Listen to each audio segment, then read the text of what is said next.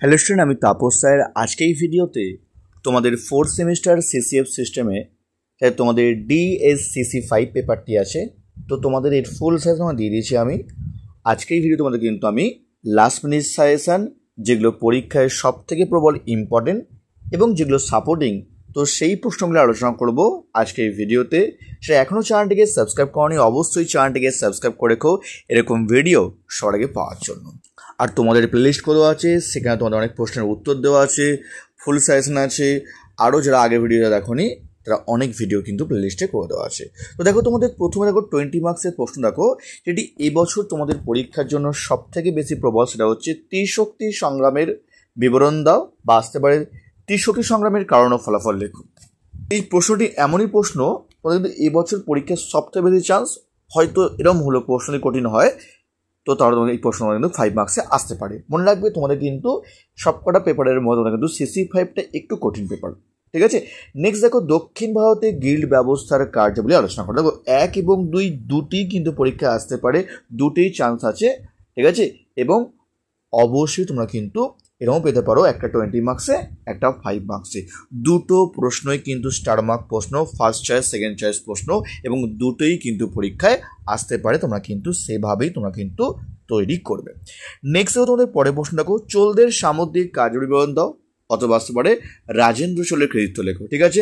Next, স্থানীয় স্বায়ত্তশাসনের কথা বিশেষভাবে উল্লেখ করে চোল শাসন ব্যবস্থার বৈশিষ্ট্য সংক্ষেপে আলোচনা করো। 3 এবং 4 দুটির মধ্যে কিন্তু একটা পরীক্ষা অবশ্যই আসবে, তোমরা কিন্তু ভালো করে করবে। 1, 2, 3, 4 এই চারটের মধ্যে তোমরা কিন্তু দুটো প্রশ্ন তোমরা কিন্তু পরীক্ষা তোমরা পেয়ে যাবে। তোমরা কিন্তু সেভাবেই তোমরা কিন্তু তৈরি করবে।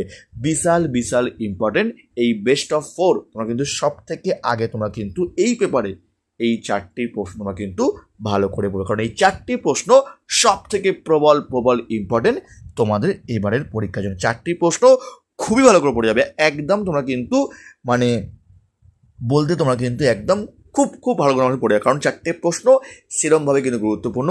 এরকম হতে পারে তোমরা এখান থেকে তোমরা হয়তো 3টেও পেতে পারো 20 মার্কসে, আবার একটি তোমরা কিন্তু 5 মার্কসও পেতে পারো। তো এরকমভাবে তোমাদের প্রশ্ন আসতে পারে, ঠিক আছে।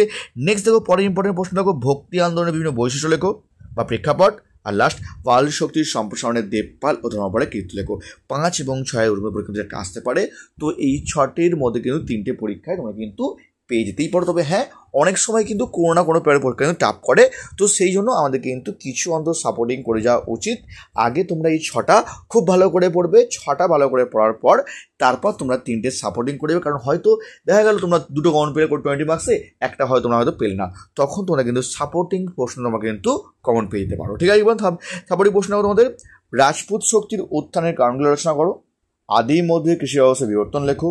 ভারতীয় সমাজ ব্যবস্থায় জনজাতি গোষ্ঠীর ভূমিকা নির্ণয় করো। আর লাস্ট, ভারতীয় সামন্ততন্ত্রের প্রধান বৈশিষ্ট্যগুলি লেখো। আগে তোমরা 1 থেকে 6 ভালো করে পড়বে, খুব ভালো করে পড়ার পর তারপর তোমরা কিন্তু অবশ্যই পারে তোমরা কিন্তু রাজপুত জাতিটা আর ভারতীয় সামন্ত ব্যবস্থার বৈশিষ্ট্য, এটা সবচেয়ে সাপোর্টের মধ্যে ইম্পর্টেন্ট আছে। তারপর দুটো তোমার করে যাবে, 2 আর 3 করে যাবে, কিন্তু বলবো কি 1 আর 4 সাপোর্টের মধ্যে সব থেকে প্রবল ইম্পর্টেন্ট, ঠিক আছে। এদিকে নোটস কিনতে চাও তোমাদের কিন্তু তোমরা জয় করতে পারো, স্ক্রিনে ফোন নাম্বার দেওয়া আছে। আর তোমাদের এখনও যারা চ্যানেলটিকে সাবস্ক্রাইব করনি, অবশ্যই চ্যানেলটিকে সাবস্ক্রাইব করে রেখো এরকম ভিডিও সবাই পাওয়ার জন্য। যদি অফলাইন বা অনলাইন পড়তে চাও, স্ক্রিনে ফোন নাম্বার দেওয়া আছে, তোমরা চাইলে কিন্তু তোমরা 5th সেমিস্টারে তোমরা কিন্তু আমার সঙ্গে তোমরা জয় করতে পারো, কারণ এখন তোমাদের ভর্তি নেওয়া হচ্ছে না।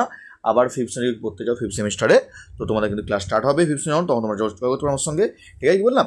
আর তোমরা যদি নোটস কিনতে চাও তো স্ক্রিনে ফোন নাম্বার দেওয়া আছে, তোমরা চাইলে কিন্তু আমার সঙ্গে জয় করতে পারো।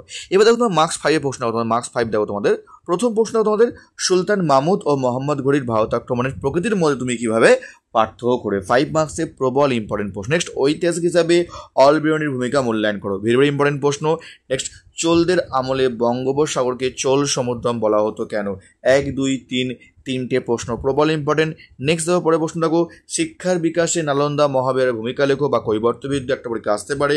নেক্সট, আরব দেশ সিন্ধু বিহারের তাৎপর্য বা কারণ। আর লাস্ট দেখো, আদি মধ্য কৃষি ব্যবস্থার সম্প্রসারণ তুমি কিভাবে ব্যাখ্যা করবে। তো 1 থেকে 6 তোমরা কিন্তু ভালো করে 5 মার্কসে পড়ে যাবে, তারপর তোমরা কিন্তু কিছু সাপোর্টিং করে যাবে, কারণ এই পেপারে কিন্তু একটু প্রশ্ন কঠিন হতে পারে। তখন তো বলবো তোমাদের একটু অন্য পেপার তোমাদের কম করলেও এই যে CC5 পেপারটা তোমাদের কিন্তু একটু ভালো করে তোমরা কিন্তু করে যাবে, ঠিক আছে। সাপোর্টিং দেওয়া তোমার প্রশ্ন তোমাদের দ্বিতীয় ত্বরায়ন্ত্রিক গুরুত্ব লেখো। নেক্সট, সাহিত্য থেকে অথবা আসতে পারে মুদ্রা থেকে আদি মধ্যযুগ সম্পর্কে কি জানা যায়। লাস্ট, মাৎস্যন্যায় টিকা লেখো, আদি মধ্যযুগের সমাজ অর্থনীতি মন্দিরের ভূমিকা কী ছিল। তো 1, 2, 3 সাপোর্টিং প্রশ্ন, আর বাকি তোমাদের যে প্রশ্নটা বললাম তোমাদের ইম্পর্টেন্ট হয়ে পড়ো, তারপর তোমাকে সাপোর্টিং করে যাবে, এটাই বললাম। তো এই ছিল তোমাদের DSC CC5 পেপার তোমাদের লাস্ট মিনিট সাজেশান, ঠিক আছে। যারা এখনও চ্যানেলটিকে সাবস্ক্রাইব করনি অবশ্যই চ্যানেলটিকে সাবস্ক্রাইব করে রেখো এরকম ভিডিও সবার আগে পাওয়ার জন্য। তার সময় তো এটুকুই।